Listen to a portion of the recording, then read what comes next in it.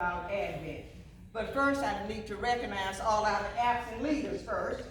Bishop King, Elder Wilson, now, and my pastor, Reverend James, and now to all of the pastors who are present, to our district lay leader, to our region president, our district president. It's a privilege and honor to have you all here today at Smith Chapel. And when I talked with Mr. Wells, he said 30 minutes. We don't need 30 minutes for Advent. The main thing we want to do is just go like through the meaning. We are not going through the entire history of Advent. We know that Advent had started years ago in Germany. Then it trickled its way on down to us. We had a competition with idol gods and the real deal, like doing Christmas. So the Roman Catholics just decided that since the Bible did not give Jesus a specific birth date, the Roman Catholics had to compete with the pagan worshipers. So therefore, they chose December the 25th as Jesus' birthday.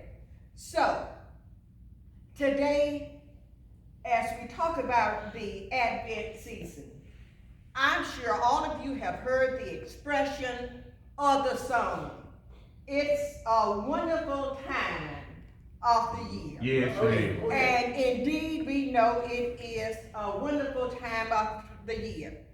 This sacred time invites us to slow down from our holiday preparations and Mr. Smith, all our Christmas parties. And we need to take a deep breath and remember the reason for the season. Now, if we do that, I think we might can stay on track. Now, the first thing we're going to do, let's get these passed out so we won't have to do it in the middle. Just give up. Yeah, you can, Dudley, you can have this later.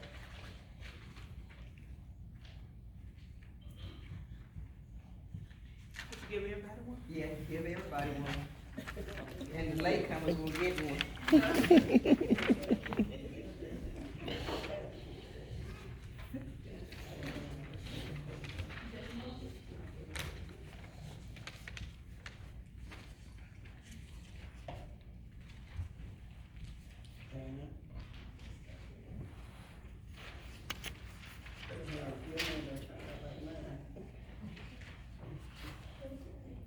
Okay, ladies, thank you. Now, we know that Advent is the period for the 4 Sundays and weeks before Christmas. Christmas used these 4 Sundays and week of Advent to prepare and remember the real reason for Christmas. Advent is a Latin word that means coming, but it's just not any coming. It's something spectacular, something that's very, very important.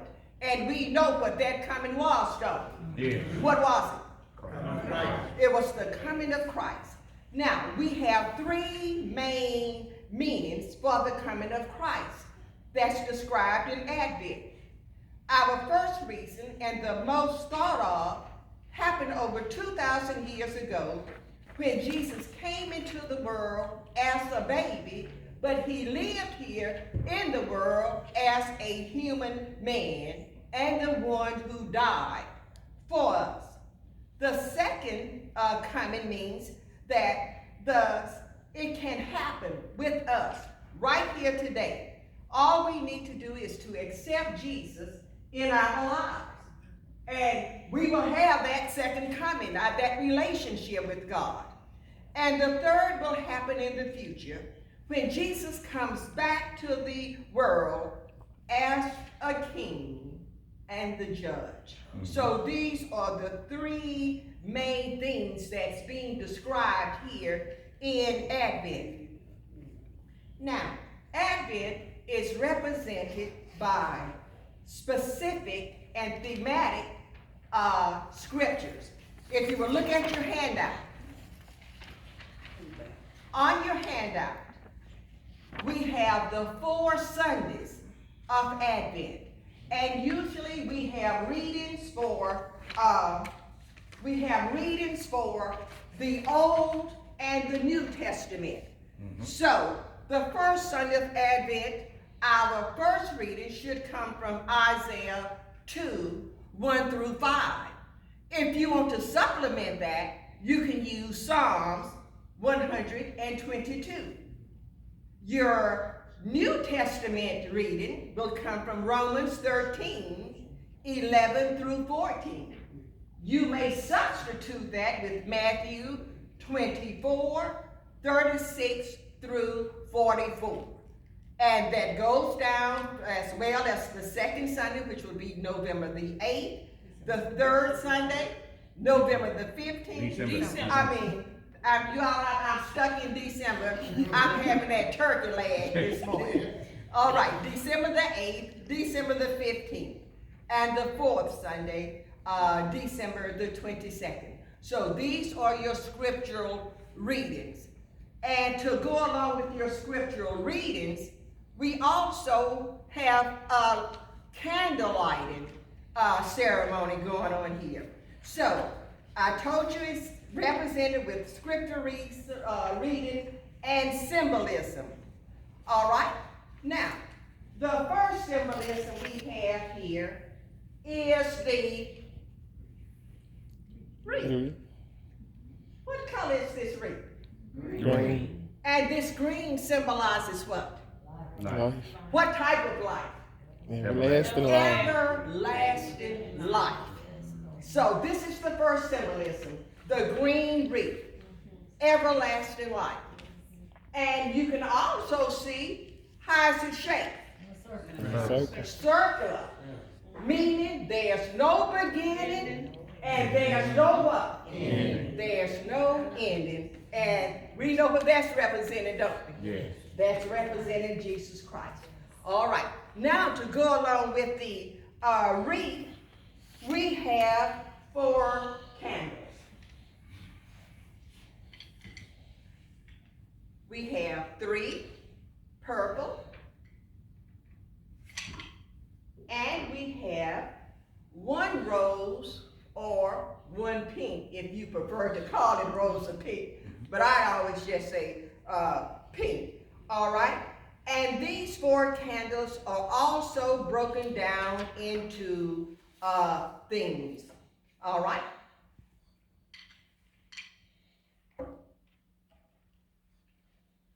The first purple candle represents hope. What are we hoping for? What are we hoping for? Everlasting life. We are hoping for everlasting life. We are hoping for the return of Christ. We are also hoping that we are going to be what? That we are going to be ready. We are going to be a part of that hope. So this hope candle, whatever you hope for in Jesus Christ, you can find it there. Okay? Our second purple candle represents preparation. We are preparing. It represents prophecies. In the Bible, it tells us everything that we need to do to prepare. The number 1 preparation is to get yourself a relationship with Jesus Christ. Accept him in your heart. That's our preparation. This is the second purple candle. Then we're going to break up the purple candles, and on the third Sunday of December, we have the pink or the rose. This candle represents joy, peace. Joy of what? We have joy knowing what? We have the joy. We have that relationship of knowing Jesus Christ. We have the joy of knowing that Jesus Christ is going to come back and he's going to make everything perfect. Just like the other Israelites. Tim, tell her to come on in. Like the other Israelites when they were hoping for the first coming of Jesus Christ, we are also hoping for this second coming of Jesus Christ. That's right. So this is our joy and this is our peace. Then we have the last purple candle. This third purple candle represents love. Yes. Love of what? Christ. But not only the love of Jesus Christ, it also should represent the love that we have for one another. What was the greatest commandment? That you love one another. The greatest commandment is that we should love who? God. How much should we love him? With all of our heart, mind, and soul. And the second greatest commandment is lacking unto the first. And which is? That you should love ye one another. That we should love one another as God has loved us. So this is the fourth candle. Now, we also have a fifth candle, which is the white candle. This candle is referred to as the Christ candle. It's telling us that Jesus came. So the hoping and all of that other good stuff, it was over. Right. Because Christ is here. He is here. He's here in our hearts for anyone who wants to accept him. Yeah. So that part of the waiting is over. All right, so we are halfway there. Doctor, we're just waiting now for him to come back. Right. And then it will all be over. So each Sunday, now they asked us, why do we, well, first let me get it set up. It doesn't matter. Let's start with the table dressing. There is no specific table covering. Okay. Most people have just like a pretty wooden-like table. You just set your wreath on that. Okay. Or we can stick with our liturgical color for Lent, which is purple.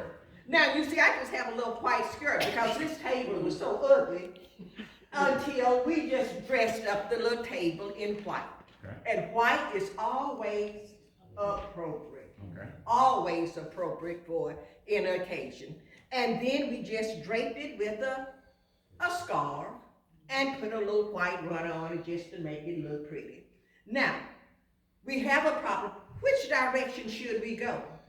It does not matter as long as you stay in order. So I'm going to put the first purple candle here. And this is the candle that's representing what? Hope. All right. The second purple candle? Preparation. Prophecy. All right. Then the third Sunday, what color do we put in for the third Sunday? Rose. The rose, which represents joy and peace. And the fourth? Love. Now,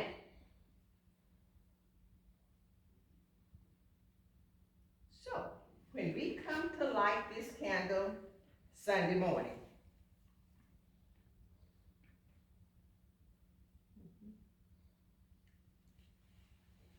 which direction should I go just by looking at this? Which should be my first candle I should light? This one. Right.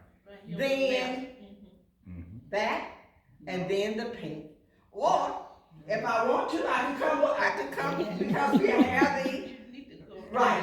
But we need to go around in the complete circle. And then if we have like a ceremony on Christmas Eve, you may light the Christ candle, which is the white candle. Then this is it. Now, some people will, and then, Sunday, we are going to light this candle.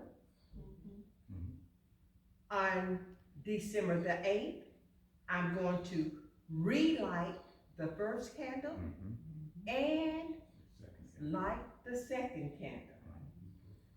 On December the 15th, I'm going to relight one, two, and then I'm going to light the pink. Now we go through like the little ceremony and say, you know, we light this candle for whatever reason that you want to say. Okay. All right, and then on the fourth Sunday, I'm going to light the first. I will say we're going to relight the candle of hope. We're going to relight the candle of Preparation. we're going to relight the candle of Joy. and we're going to relight now we're going to light the candle of Love. all right. And then if I were to have a ceremony Christmas Eve, I'm going to go 1, 2, 3, 4, and then we light the Christ candle, representing that Jesus Christ is here. Now, the reason for relighting this candle, we are trying to tell everyone that who is the light Jesus. of the world. All right. And it also represents our expectation as well as our anticipation for the second coming. Now, many people ask, well, now, who can participate in Advent? This is what makes Advent so perfect. It's not a preacher thing. No. It's not a lay thing. Right. It's not a steward thing. It's not a missionary thing. It's not a children thing. It's Everybody. Everybody can participate. Right. And you don't only have to participate here at church.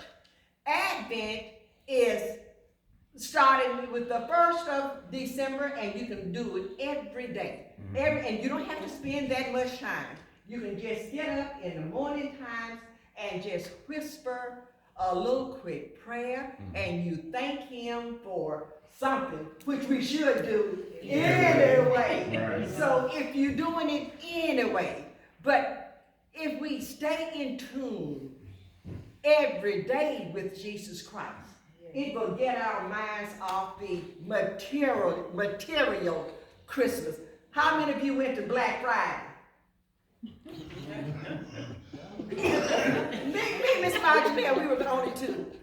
Well, I didn't really go to buy anything. I just like the hustle and the bustle, just being in the excitement. Yeah, the excitement, seeing what other people are doing and seeing what other people, going to buy. But I did pick up a few towels in the process.